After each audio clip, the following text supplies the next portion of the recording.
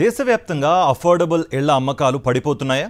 భారీగా పెరిగిన ముడి సరుకుల ధరలతో ఇళ్లు కొనేందుకు మధ్యతరగతి వర్గం భయపడుతోందా? అంటే నిజమే అంటున్నాయి రియల్ ఎస్టేట్ అనాలిసిస్ చేసే సంస్థలు. ఇటీవలి కాలంలో ఓ సంస్థ విడుదల చేసిన గణాంకాలు ఇందుకు నిదర్శనంగా నిలుస్తున్నాయి. బిల్డర్లు మిడిల్ క్లాస్ ఇళ్లు నిర్మించకపోవడంతో ఇండియాలోని టాప్ పట్టణాలపై ఈ ప్రభావం పడింది. సేల్స్ విపరీతంగా తగ్గిపోయాయి. తక్కువ సరఫరా, లగ్జరీ అపార్ట్మెంట్లకు అధిక డిమాండ్ కారణంగా ఈ ఏడాది జనవరి మార్చిలో 8 ప్రధాన నగరాల్లో అఫోర్డబుల్ ఇళ్ల అమ్మకాలు 4% క్షీణించి 61,121 యూనిట్లకు పడిపోయాయని ప్రాప్ ఈక్విటీ తెలిపింది. అమ్మకాలు తగ్గిన మొదటి 8 స్థానాల్లో Delhi, NCR, Mumbai metropolitan region, Bengaluru, Hyderabad, Chennai, Kolkata, Pune, Ahmedabad ఉన్నాయి.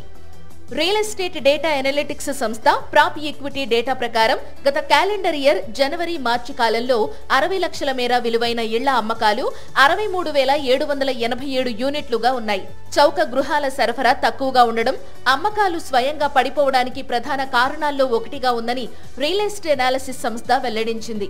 ఈ డేటా ప్రకారం టాప్ 8 నగరాల్లో 2024 జనవరి మార్చి మధ్య కాలంలో 60 లక్షల మేర విలువైన ఇళ్ల సరఫరా 53,818 యూనిట్ల నుంచి 33,420 యూనిట్లకు తగ్గింది.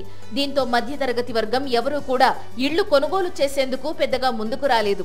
దీంతో అమ్మకాలు కాస్త మందగించాయి. ఇక వివిధ పట్టణాల్లో ఈ ఏడాది జనవరి మార్చిలో అయిన ఇళ్ల అమ్మకాలపై ఒక లుక్ వేస్తే ముంబై మెట్రోపాలిటన్ రీజియన్ లో 60 లక్షల వరకు ధర కలిగిన గృహాల అమ్మకాలు 23,401 యూనిట్ల నుంచి 28,826 యూనిట్లకు పెరిగాయి.